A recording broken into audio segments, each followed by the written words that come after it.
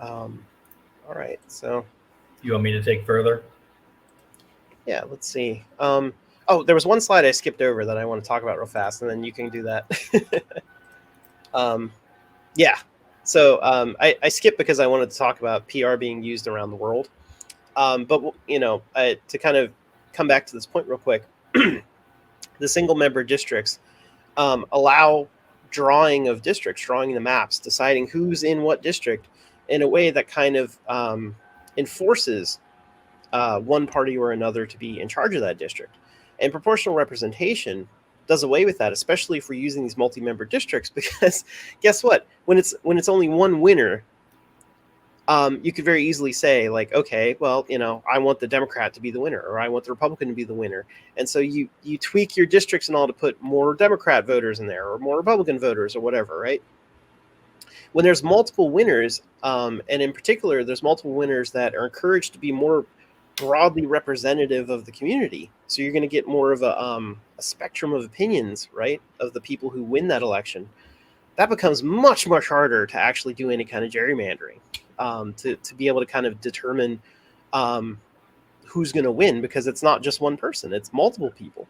And as Chris was saying, a lot of this gerrymandering happens in states where, like in blue states, Illinois, Maryland, and things like that, it's like a 60-40 split, 60% Democrats, 40% Republicans, but they do the districts so mostly Democrats win. In the so-called red states, Texas and Florida and all, they do the opposite. There's Democrat voters in Florida and Texas, and I think, like, in Texas, I think they are like 40% of the vote. Texas is not like all Republicans; they're not all cowboys. Pew pew pew. Like that's kind of the image that they want us to have, but that's not actually true. They do the same gerrymandering tactics there.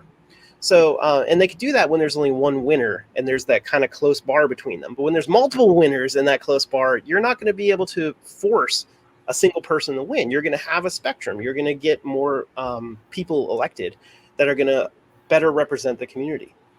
So, because of these um, properties of proportional representation, it allows us to essentially eliminate gerrymandering. And I think if you do some other reforms about making sure there's a independent committee that kind of sets these districts, or they call them super districts, because you elect more than one person from it. We've got that in our next section for So, sure.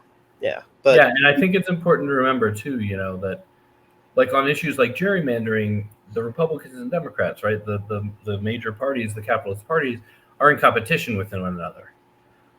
But in other areas of this, of this issue, they're collaborating, right? mhm, When it comes to repressive ballot access reforms, even if it's passed by a Democratic majority, the Republicans aren't complaining, mhm. right? The Republicans aren't complaining about locking out the libertarians.